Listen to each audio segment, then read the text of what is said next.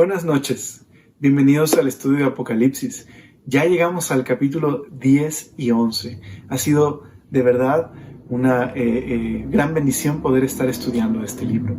Déjame recordarte dónde estamos. Estamos justo en la sección, a partir del capítulo 6, se han comenzado a revelar los juicios de Dios. Primero, contenidos en los 7 sellos, que a su vez, en el 7º sello se desataron las 7 trompetas, y bueno, más adelante van a estar los 7 tazones.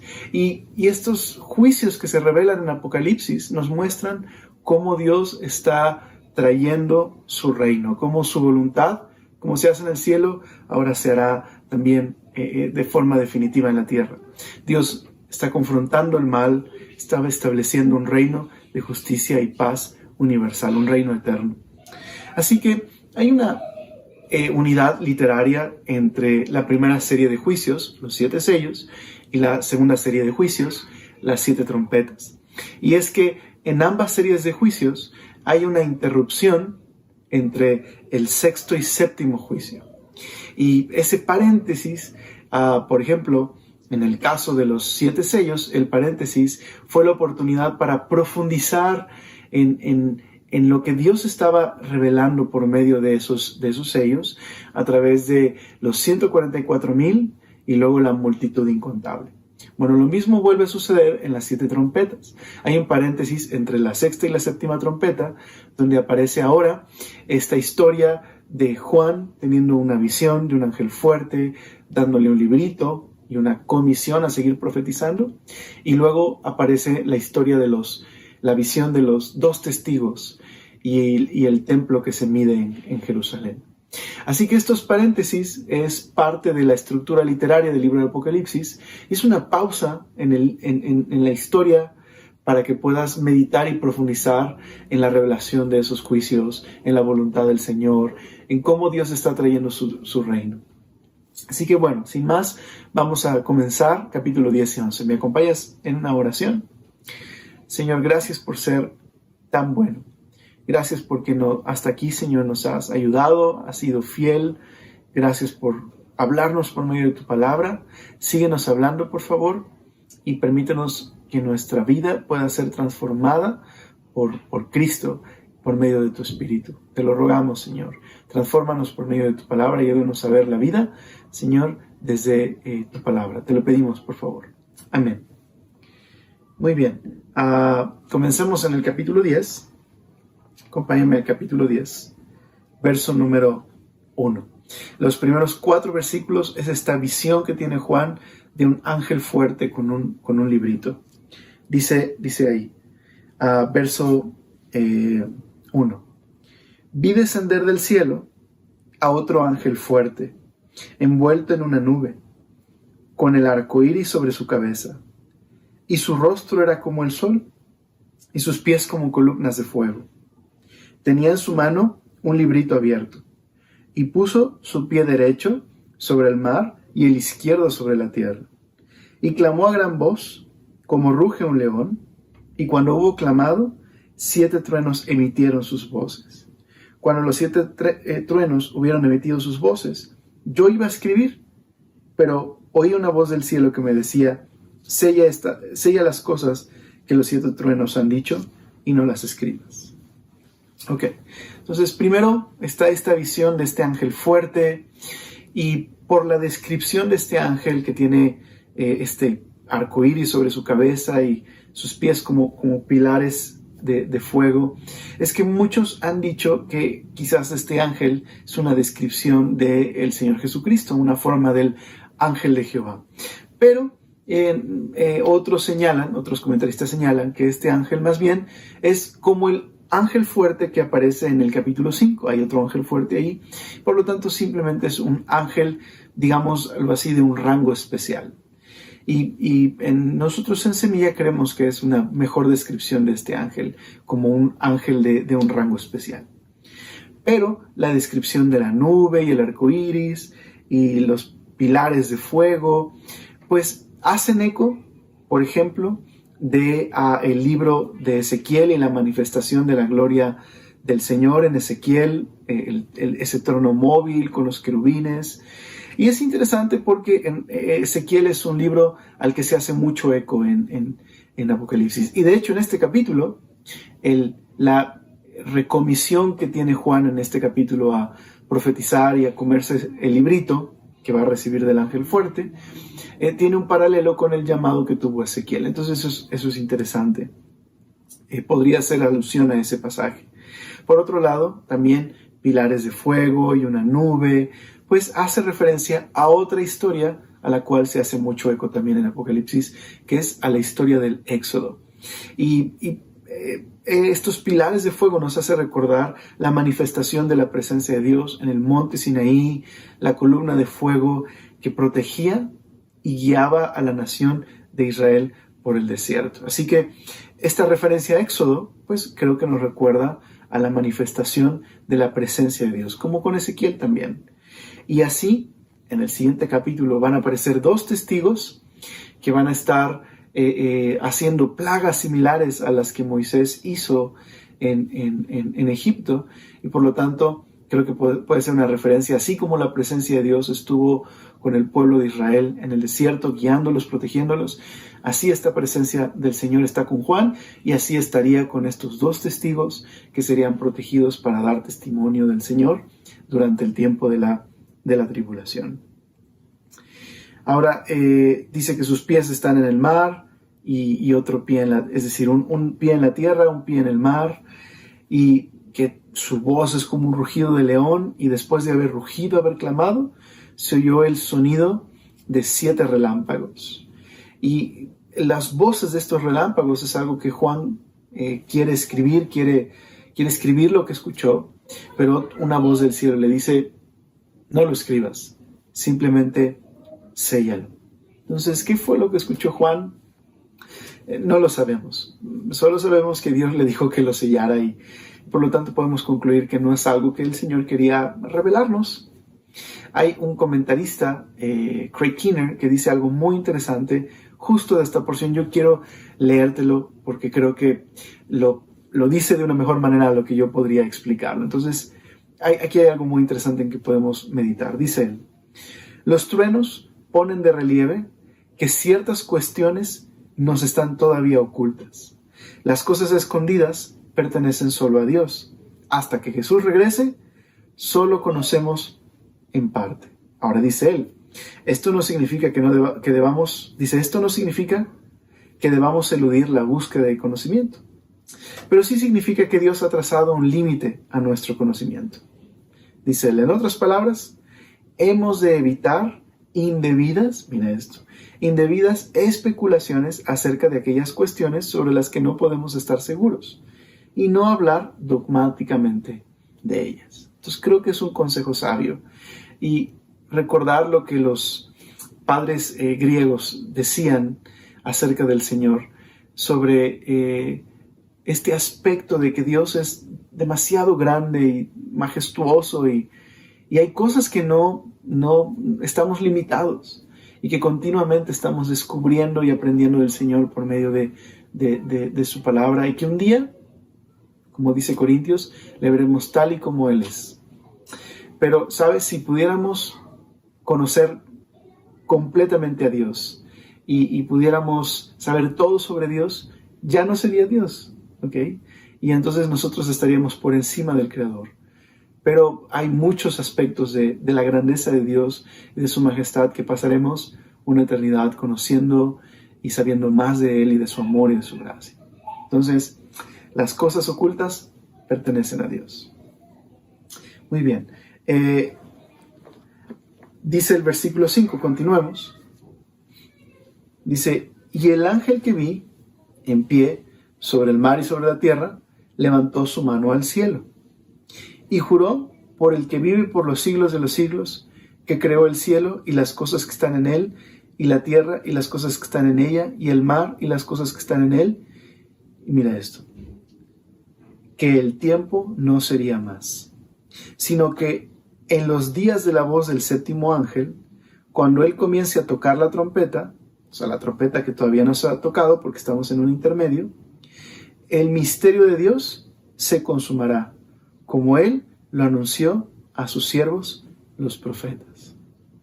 Entonces, la séptima trompeta está ligada al hecho de que este ángel está diciendo: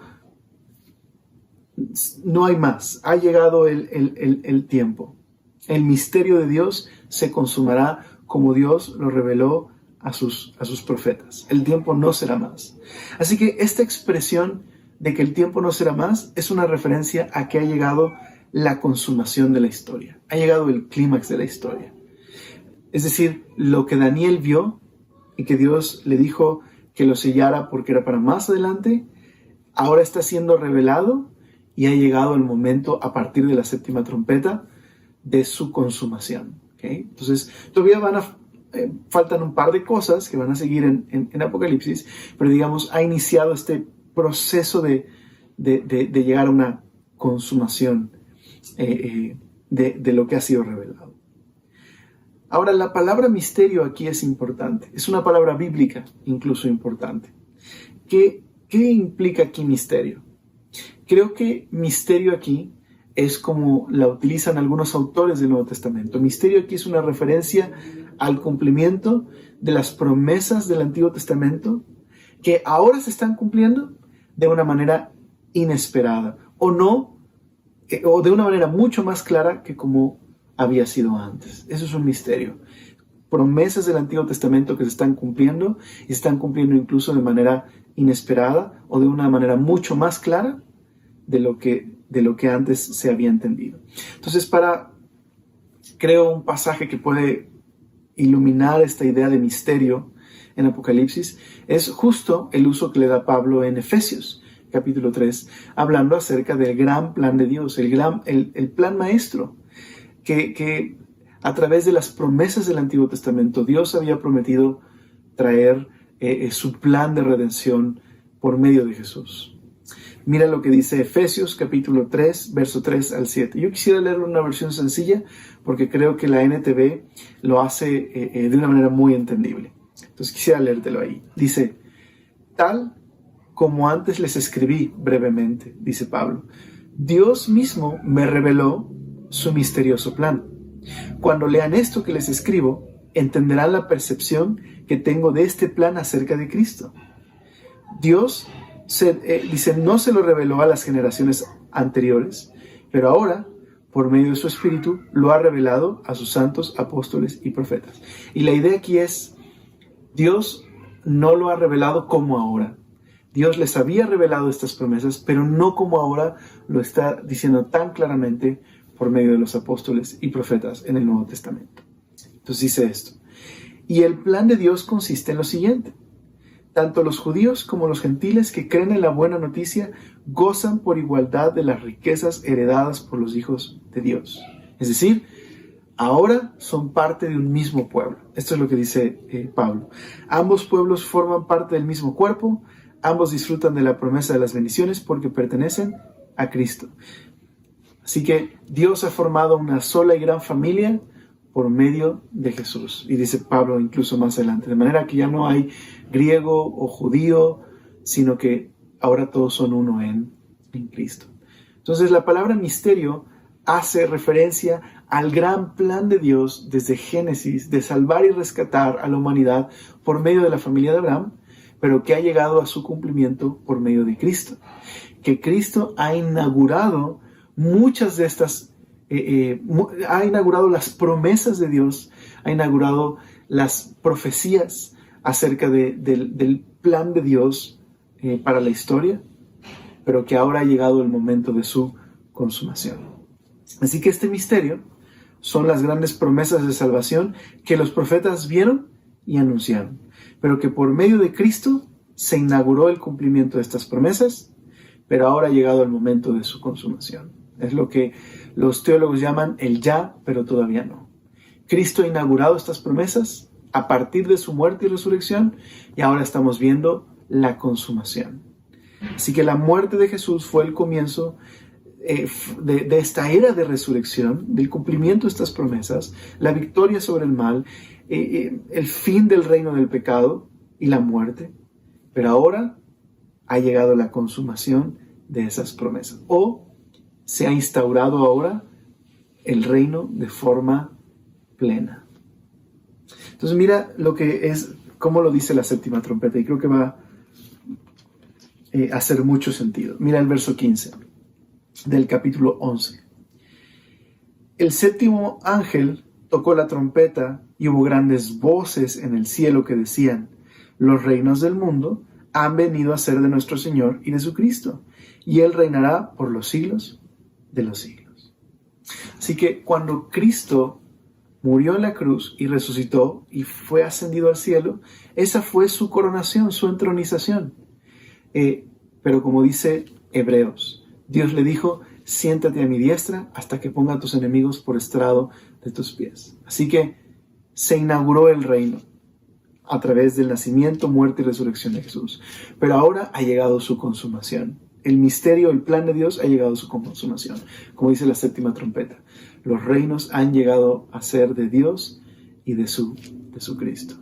¿Okay?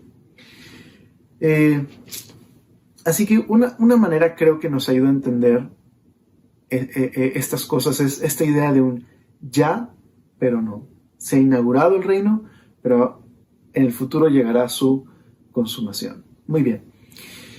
Así que el verso número 8 del capítulo 10, una vez que el ángel dice esto, llegó la consumación del misterio, del plan maestro de Dios, la operación de rescate que comenzó en Génesis, corrió por todo el Antiguo Testamento, se inauguró por medio de Jesús, ahora ha llegado a su consumación, tal y como Dios lo anunció a sus siervos, los profetas. Entonces dice el verso 8, la voz que oí del cielo habló otra vez conmigo y dijo: ve y toma el librito que está abierto en mano del ángel que está en pie sobre el mar y sobre la tierra. Y fui al ángel diciéndole que me diese el librito. Y me dijo: toma y cómelo, y te amargará el vientre, pero en tu boca será dulce como la miel. Entonces tomé el librito de la mano del ángel y lo comí, y era dulce en mi boca como la miel, pero cuando lo hube comido, amargó mi vientre. Y él me dijo: es necesario que profetices otra vez sobre muchos pueblos, naciones, lenguas y reyes. Así que Juan recibe este librito, que es un símbolo de su llamado a profetizar. Recibe esta instrucción de comerse este libro. Es un símbolo de su comisión como profeta, la comisión que ha recibido del Señor. De hecho, esta historia tiene su paralelo en el llamado de Ezequiel. Como Ezequiel primero ve la gloria de Dios y ve el trono de Dios, y entonces recibe la comisión profética en un rollo que tiene que comer, y luego tiene que ir y anunciar el contenido del rollo. De esa misma manera Juan, pues viene este ángel fuerte en nombre de Dios, ¿no? Representando a Dios y la autoridad de Dios, y anuncia que ha llegado el momento de que no hay más tiempo, ha llegado la consumación, cuando suene la séptima trompeta. Y Juan recibe esta comisión a seguir profetizando. Pero, como Ezequiel, debe hablar a la nación, pero nadie lo va a escuchar porque son rebeldes y la desobediencia de Israel es deliberada. Así, de la misma manera, Juan se enfrentará a un mundo rebelde que no quiere escuchar al Señor. Y la palabra entonces se vuelve dulce a su boca, pero es amargo este librito a su vientre. ¿Por qué? Porque a Juan, como a Ezequiel, le toca anunciar juicio. Ezequiel lo hizo a Israel, ahora Juan lo hace a las naciones y rechazarían su mensaje. Entonces déjame leerte esta porción del llamado de Ezequiel, y creo que va a ser un buen trasfondo para esto que está sucediendo con el librito. Antes de eso, lo vemos en un momento más. Vamos a leer Ezequiel, capítulo 2, versos 3 y 5. Dice así. Nuevamente quisiera leerte en una versión sencilla, porque creo que lo hace fresco. Dice Ezequiel, capítulo 2, versos 3 y 5 en la NTV. Hijo de hombre, me dijo, te envío a la nación de Israel, un pueblo desobediente que se ha rebelado contra mí. Ellos y sus antepasados se han puesto en mi contra hasta el día de hoy. Son un pueblo terco y duro de corazón. Ahora te envío a decirles, esto dice el Señor soberano. Ya sea que te escuchen o se nieguen a escuchar, pues recuerda que son rebeldes, al menos sabrán que han tenido un profeta entre ellos. Entonces, qué interesante. Es un acto de la misericordia de Dios enviarles a este profeta, advertirles y anunciarles juicio, aun a pesar de que Dios sabe que son duros y no van a escuchar. Pero continúa en el verso 7 y 9 de este capítulo 2, dice, debes darle mis mensajes, te escuchen o no. Sin embargo, no te escucharán, porque son totalmente rebeldes. Hijo de hombre, que es un título que le da Dios a Ezequiel, es una manera en la que le llama, dice, presta atención a lo que te digo, no seas rebelde como ellos, abre la boca y come lo que te doy. Y luego miré y vi que se me acercaba una mano que sostenía un rollo, el cual él abrió. Entonces vi que estaba escrito en ambos lados con cantos fúnebres, lamentos y declaraciones de condena. Entonces mira cómo está conectado el capítulo 10 al llamado de Ezequiel. Es un eco del llamado de Ezequiel. Y este librito podría, lo que algunos piensan, podría ser el rollo del Cordero, el rollo que recibe el Cordero, ¿no? Y por lo tanto, la profecía de Juan es profundizar en la revelación del contenido del rollo, o, creo yo, algo mucho más simple, es la recomisión de Juan. Es esta recomisión que recibe, está siendo recomisionado a seguir profetizando. Y por lo tanto, creo que este librito es el mensaje de Apocalipsis. Es decir, Juan ha estado profetizando y ahora este ángel fuerte le insiste a que lo siga haciendo, y por lo tanto los capítulos que siguen, pues está profundizando aún más en el mensaje de Apocalipsis. Es decir, vamos a ver cómo Dios establece su reino en el mundo. Así que creo que aquí hay algo para meditar importante. El mensaje de Dios, esta carga que tenía Ezequiel y Juan, es algo dulce y amargo a la vez. ¿Por qué? Es dulce porque la palabra de Dios es dulce cuando Dios nos revela sus propósitos, su camino por medio de su palabra. Y de hecho, en Apocalipsis, Juan, los ángeles y los santos que sufrieron en la tribulación, cuando se revelan los juicios de Dios, hay alegría por el hecho de que Dios está actuando. Entonces me voy a adelantar un poquito a lo que en un momentito más vamos a ver, otra vez en Apocalipsis 11, verso número 15, dice, y el séptimo ángel tocó la trompeta y hubo grandes voces en el cielo que decían, los reinos del mundo han venido a ser de nuestro Señor y de su Cristo, y Él reinará por los siglos de los siglos. Y mira ahora, y los 24 ancianos que estaban sentados delante de Dios en sus tronos, se postraron sobre sus rostros y adoraron a Dios, diciendo, te damos gracias, Señor Dios Todopoderoso, el que eres, el que eras y el que has de venir, porque has tomado tu gran poder y has reinado. Y se airaron las naciones, y tu ira ha venido, y el tiempo de juzgar a los muertos y de dar galardón a tus siervos los profetas, a los santos y a los que temen tu nombre, a los pequeños y a los grandes, y destruir a los que destruyen la tierra.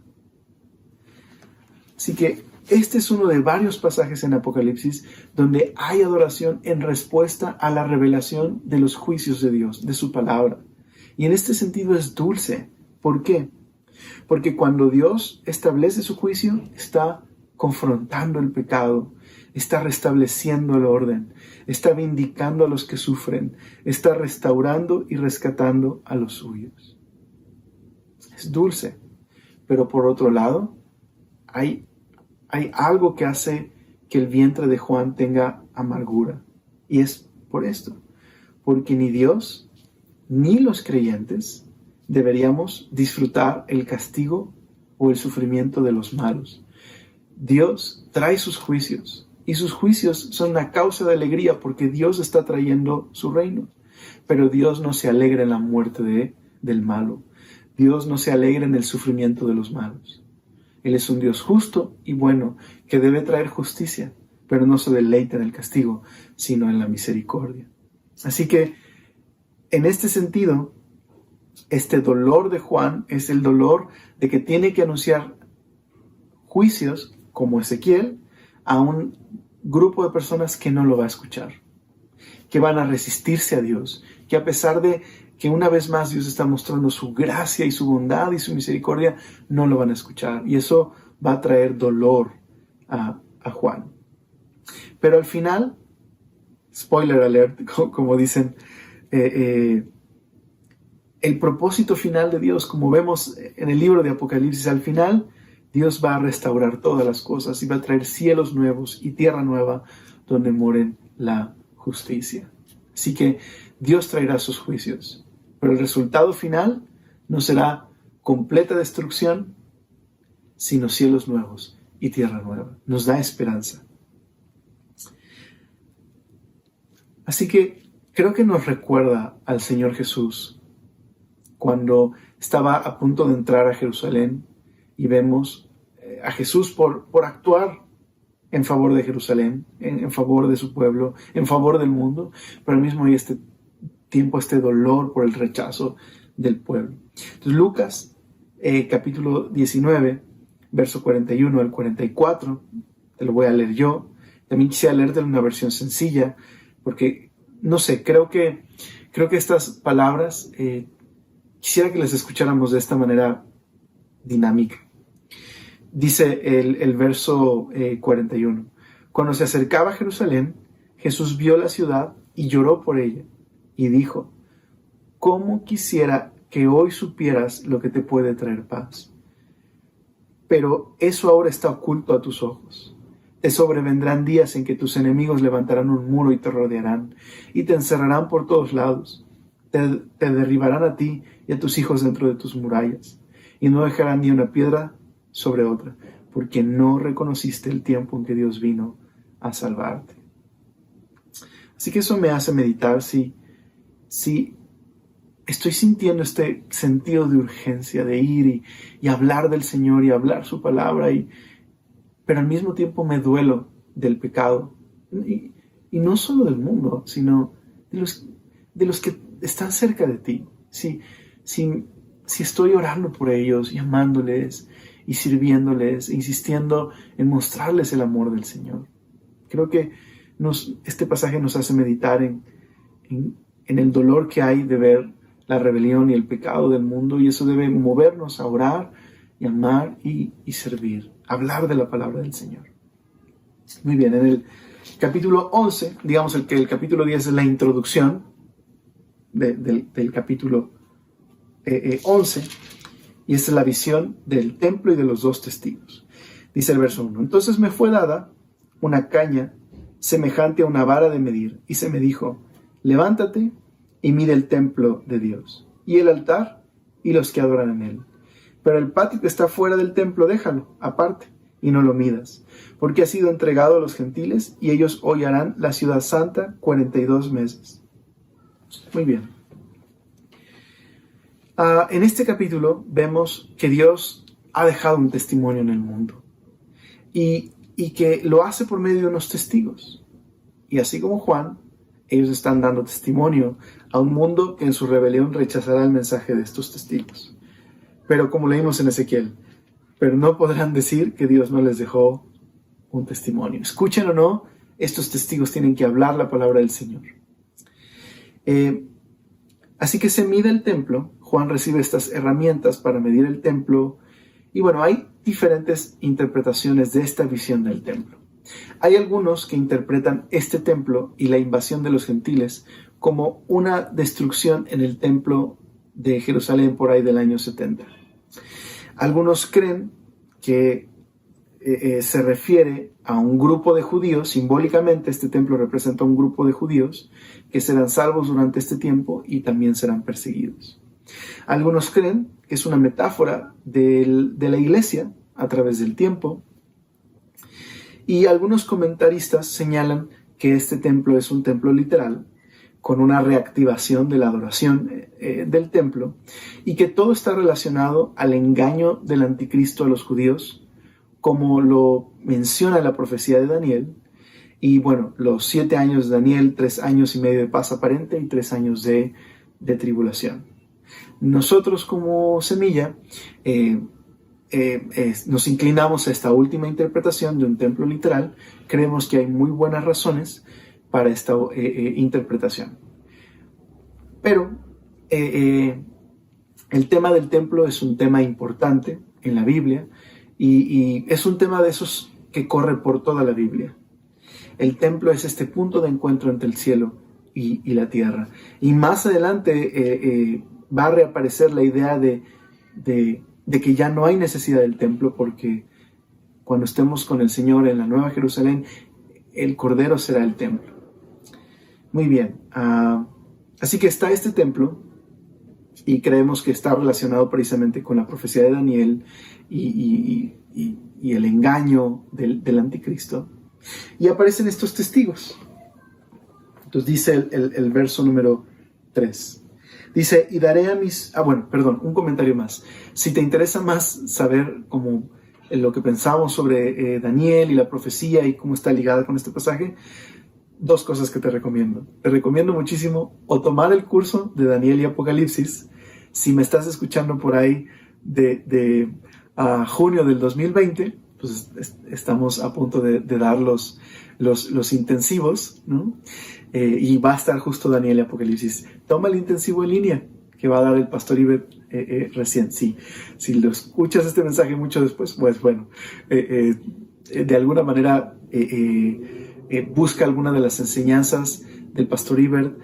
Dio Apocalipsis en Semilla Querétaro y su enseñanza que dio está muy, muy padre. Y él domina este tema, es maestro de Apocalipsis en el Instituto Bíblico, entonces creo que él explica muy bien todo esto de los tiempos de Daniel. Entonces puedes sin duda escuchar esas conferencias.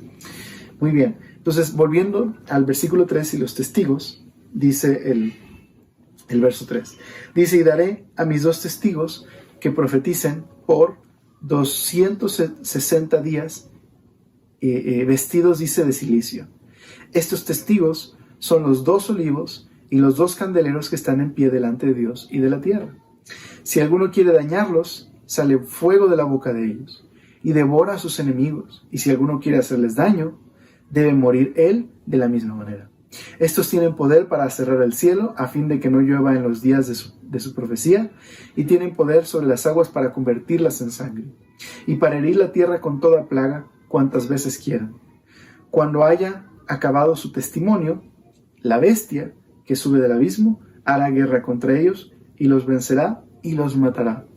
Y sus cadáveres estarán en la plaza de la grande ciudad que en sentido espiritual se llama Sodoma y Egipto, donde también nuestro Señor fue crucificado.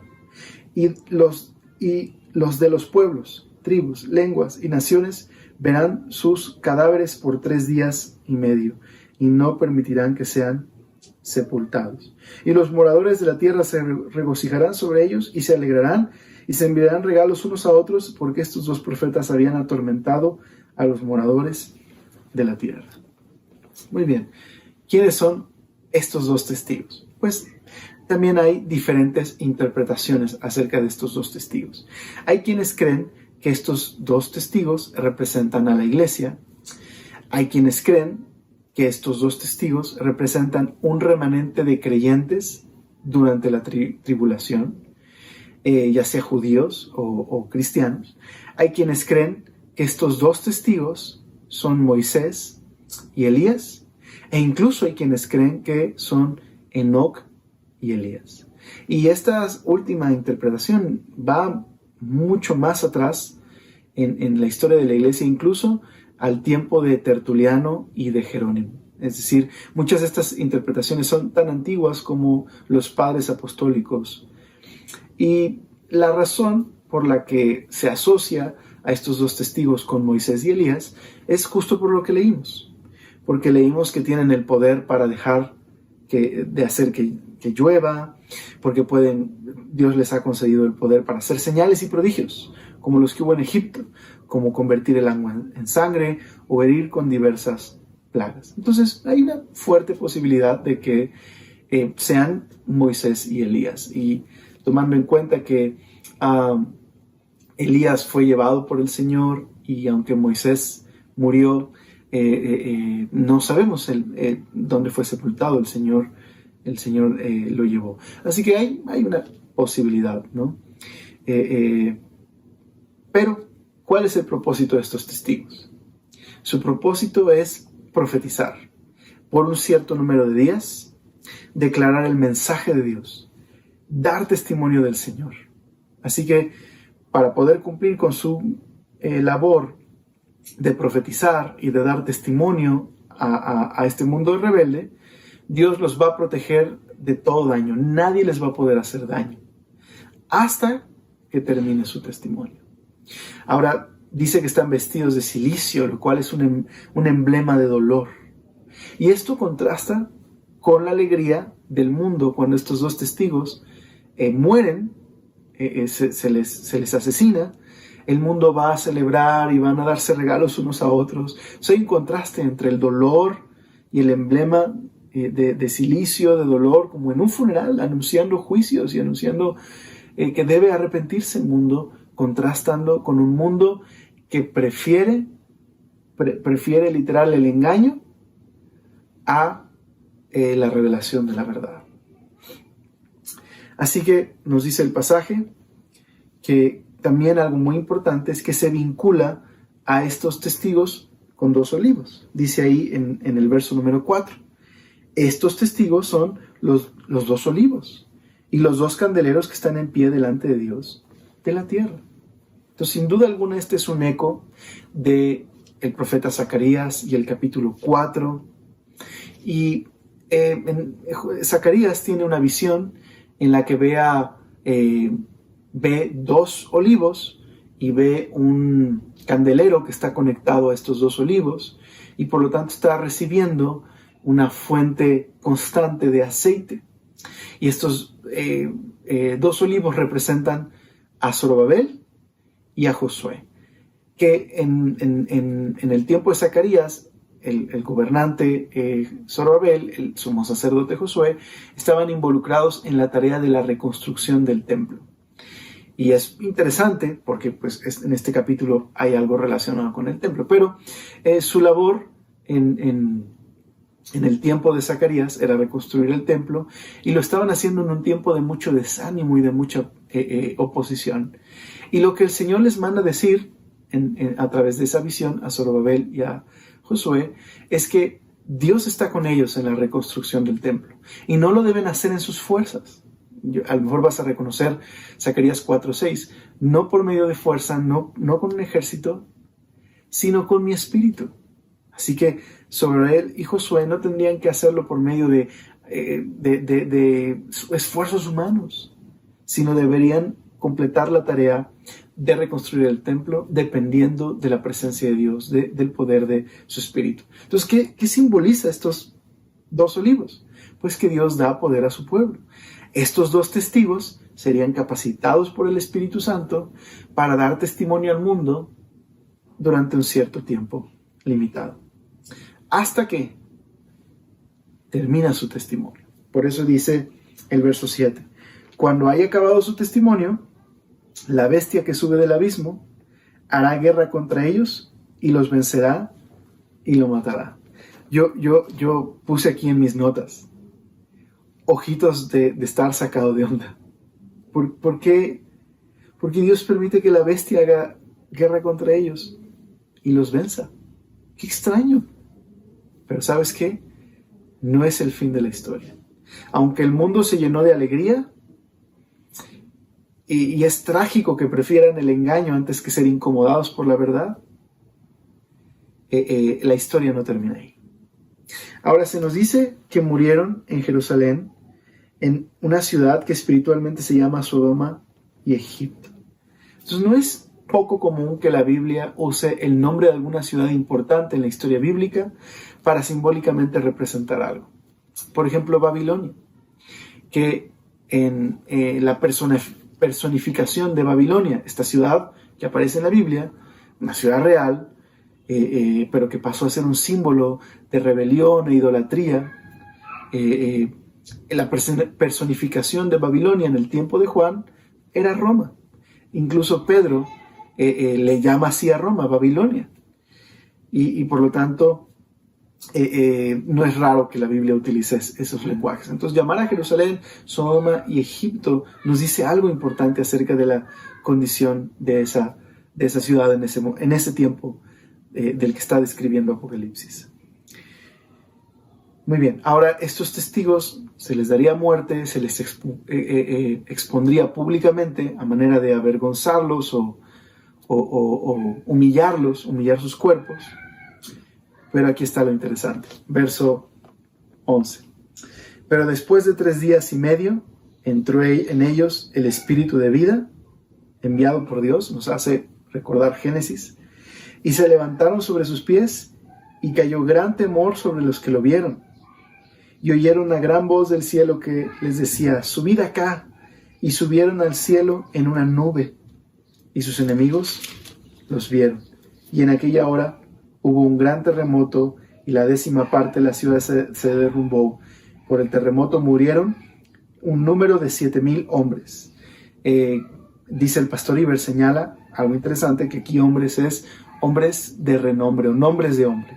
Entonces se refiere a, de alguna manera, algunos hombres importantes. Dice: y los demás se aterrorizaron y dieron gloria al Dios del cielo. El segundo ay pasó, y aquí el tercer ay viene pronto. Entonces la conclusión es que Dios resucita a estos 2 testigos y oyen una voz que les dice: suban acá, y suben al cielo, y dice ahí el pasaje. Dice, subieron al cielo en una nube. Okay. Así que terminó su testimonio, Dios permitió que hicieran guerra contra ellos, murieron, pero no es el fin de la historia. Resucitan, ascienden al cielo, y es un símbolo de su vindicación. Y al final hay un terremoto y mueren 7,000 personas, y la gente se asombra y se atemoriza y da gloria a Dios, lo cual no necesariamente significa que se convirtieron, sino simplemente que reconocieron el poder de Dios. De hecho, por el contexto de Apocalipsis, es poco probable que implique que se arrepintieron, sino que sus corazones siguen siendo duros, simplemente están asombrados del poder de Dios. Ok, pero aquí hay algo muy interesante. Esta nube puede simbolizar la presencia de Dios, como en la historia del Éxodo, pero creo que hay algo aquí mucho más interesante. Creo que estamos viendo un patrón en Apocalipsis, un patrón que está ligado al tema del testimonio. Piensa en Jesús. Jesús es el testigo fiel, que incluso murió por dar testimonio, ¿verdad? Murió como un mártir. Claro, es más que un mártir Jesús, pero me refiero, murió dando testimonio. Fue sepultado, resucitó y ascendió al cielo. Y dice el pasaje que ascendió y desapareció con las nubes, y un día volverá también con las nubes. Pero el ascender hacia las nubes fue la vindicación de Jesús, fue la coronación y entronización de Jesús. Hay un sentido en que la iglesia ha repetido ese patrón. La iglesia ha dado testimonio, está dando testimonio, ha sufrido de persecución, pero un día el Señor la llevará a las nubes. Y es su vindicación, es la demostración del agrado del Señor por la iglesia. Y ahora estos 2 testigos que están en este tiempo han dado testimonio, se les permitió que se les venciera, y ahora resucitan y ascienden en la nube, y esto es un símbolo también de su vindicación. Pero al mismo tiempo el terremoto sobre el mundo es una muestra de la desaprobación del Señor por su pecado y su insistente rebelión, a pesar del testimonio de estos 2 testigos. Así que la respuesta de las personas ante el juicio de Dios simplemente fue reconocer el poder de Dios, pero no arrepentirse. Muy bien, así al final, en el capítulo 11, como lo hemos leído, el séptimo ángel toca la trompeta y se da el anuncio de que han llegado el momento de la consumación. Los reinos del mundo han venido a ser de nuestro Señor y de su Cristo, y Él reinará por los siglos de los siglos. Y vemos estos ángeles adorando al Señor y dando gracias porque el Señor ha traído sus juicios.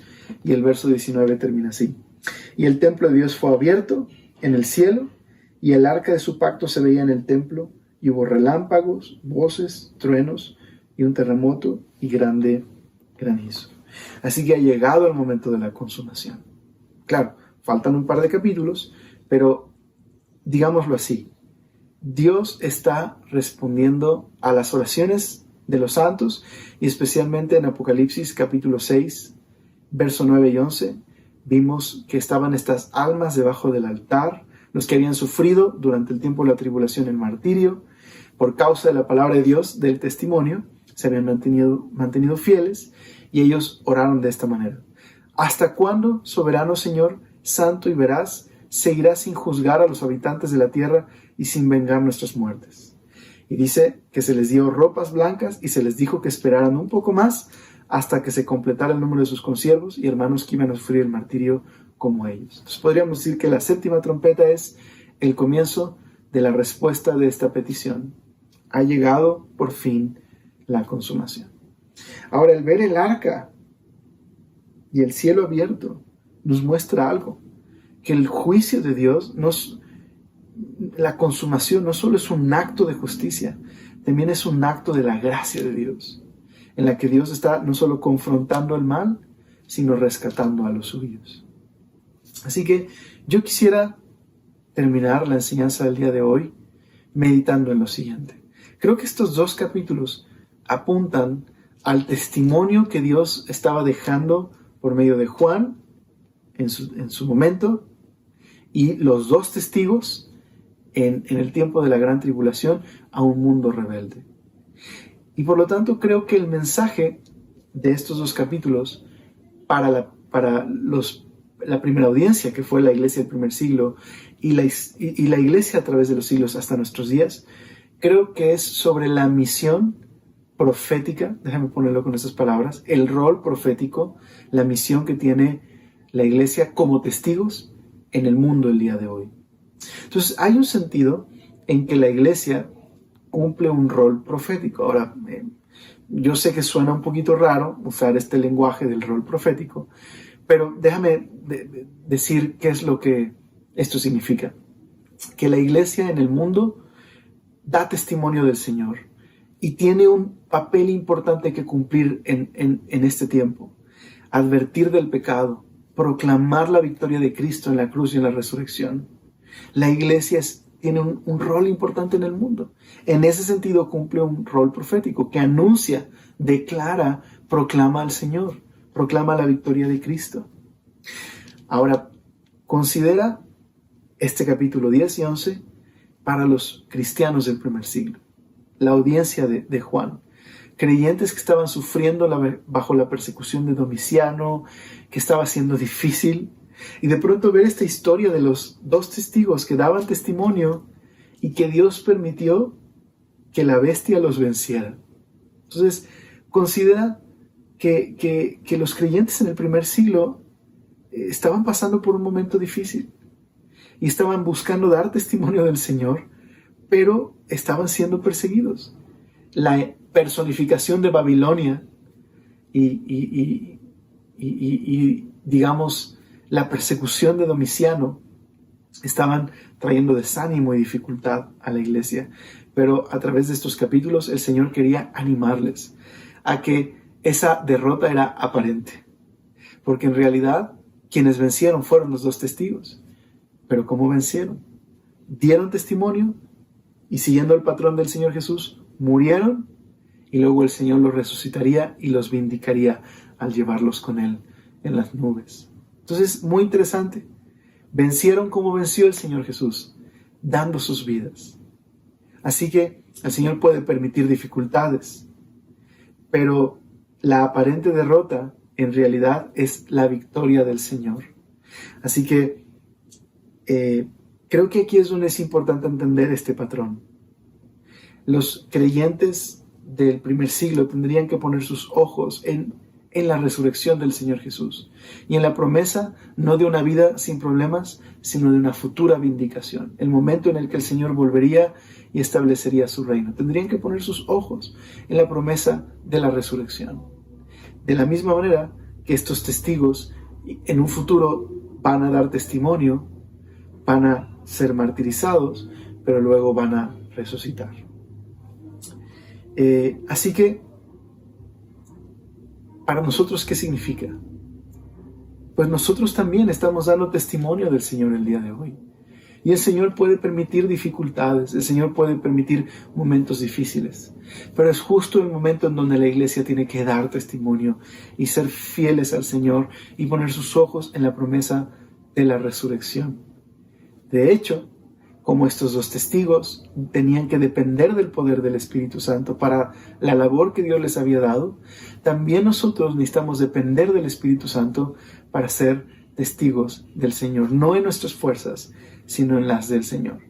Y por lo tanto nos recuerda una cosa, nos recuerda que Dios está en control, que Dios tiene cuidado. Así como Dios permitió que la bestia venciera a estos dos testigos, pero Dios tenía un plan, Dios es soberano y Dios en su momento establecerá su reino de justicia y de paz.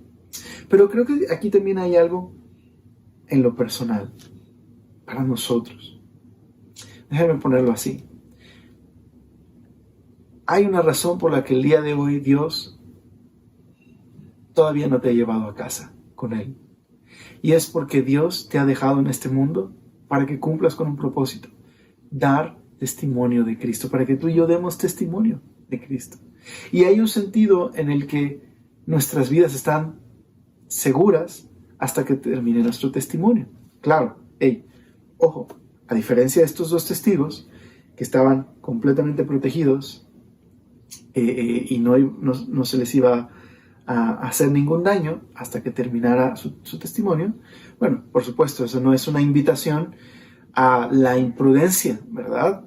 Y no es una garantía de no sufrimiento, no nos va a pasar nada y a que seamos imprudentes.